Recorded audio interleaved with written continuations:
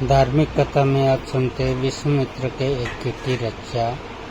अब राजकुमार बड़े हो चले थे। राजा दशरथ ने उनको सुयोग्य शिक्षकों के आश्रम में भेजा। राजकुमारों ने थोड़े ही समय में वेद, शास्त्र, पुराण और राजनीतिक विद्या प्राप्त कर ली। धनुर्विद्या और धनुर्वेद में वे कुशल हो गए। वीरता तो उनके रक्त में ही थी। चारों भाई सब विद्याओं में निपुण और पराक्रमी थे। उनमें राम सर्वोपरि थे। बाल विक्रम के साथ उनमें शील, विनय और गुण आदि गुण भी थे। अपने पुत्रों के रूप में गुण और शील स्वभाव को देखकर माता पिता हर्ष से फूले नहीं समाते थे। राजकुमारों के युवा होने पर राजा को उनके विवाह की चिंता हुई।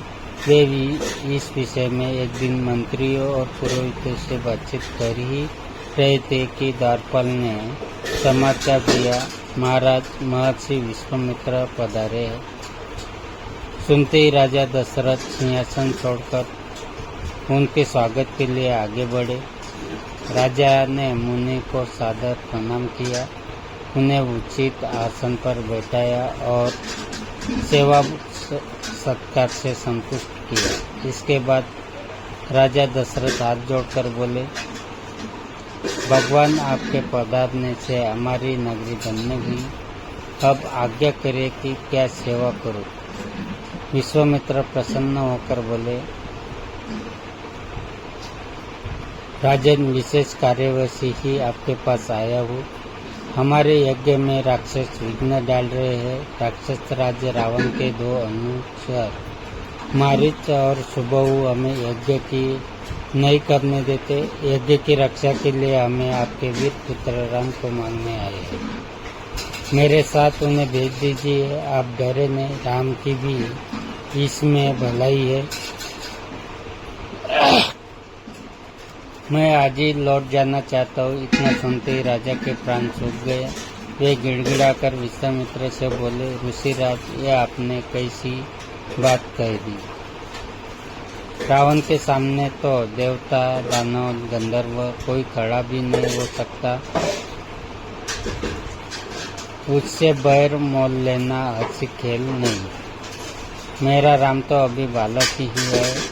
मैं अपनी सेना लेकर आपके साथ चलता हूँ और आपके यज्ञ की रक्षा करूँगा। मेरे प्राण प्यारे राम पर कृपा कीजिए। बुढ़ापे में पुत्र वियोग से मुझे दुखी न कीजिए। इतना कहकर राजा विश्वामित्र के चरण पर गिर पड़े। विश्वामित्र रुष्ट होकर बोले, राजन, आपका आचरण तो रघुवंशियों जैसा नहीं है। लो, मैं जाता हूँ। तब राजगुरु वशिष्ठ ने राजा को समझाया, महर्षि विश्वामित्र सिद्ध पुरुष है, तपस्वी है और अनेक गुप्त विद्याओं के पंडित है। वे कुछ सोच समझ कर ही आपके पास आए हैं। राम को जाने दे, कोई इनका बाल भी बाका न कर सकेगा। तब राजा दशरथ ने राम को विश्वामित्र के हाथ सौंप दिया। लक्ष्मण भी बड़े भाई के साथ चल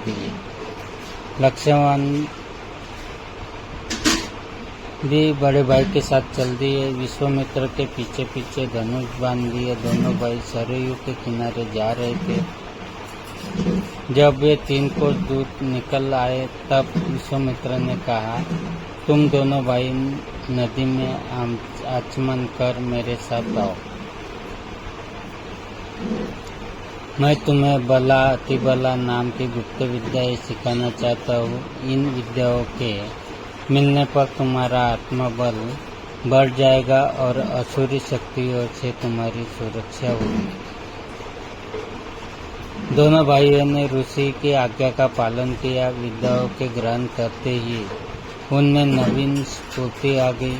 उस दिन वे सरयू नदी के किनारे ही टिक गए। अगले दिन वे सरयू के किनारे किनारे फिर आगे बढ़े। सरयू और गंगा संगम पर उन्होंने गंगा पार की। अब वे एक भयानक वन में पहुँचे, जहाँ तव, हाथी, सिंह, सुअर, दिखाई पड़ने लगे। हिंसक पशुओं की आवाज़ों से वन गूंज रहा था।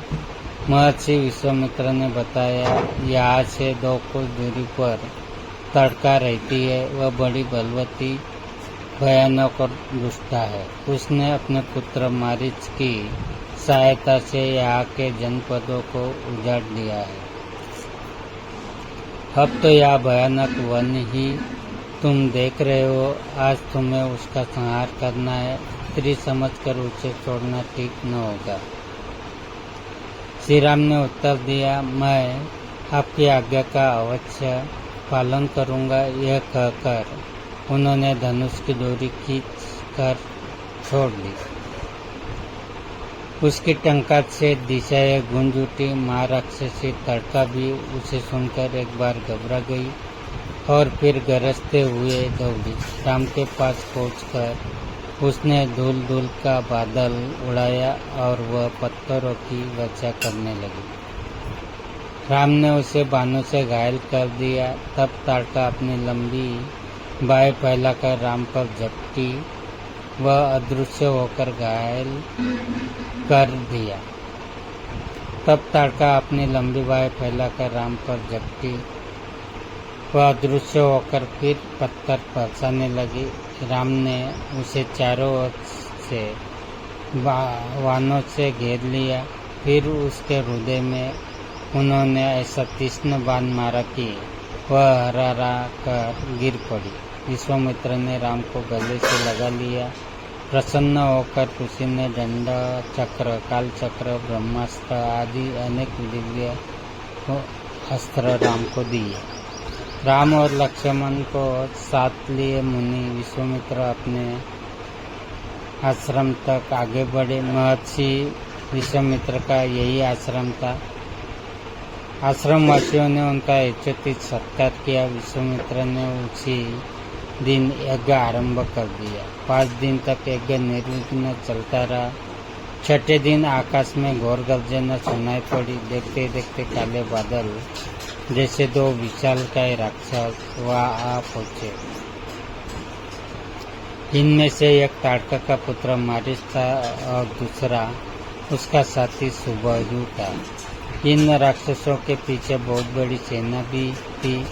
श्री राम ने मारीच पर मानव अस्त्र चलाया। उसके आघात से वह मूर्छित हो गया और बहुत दूर समुद्र के पास जा गिरा। जब उसे होश आया तो वह दक्षिण की ओर भाग गया।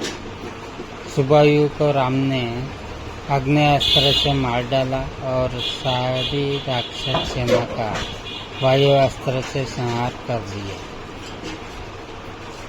विश्वामित्र का यज्ञ निर्विघ्न समाप्त हो गया। विश्वामित्र ने राम को उधर से लगा लिया।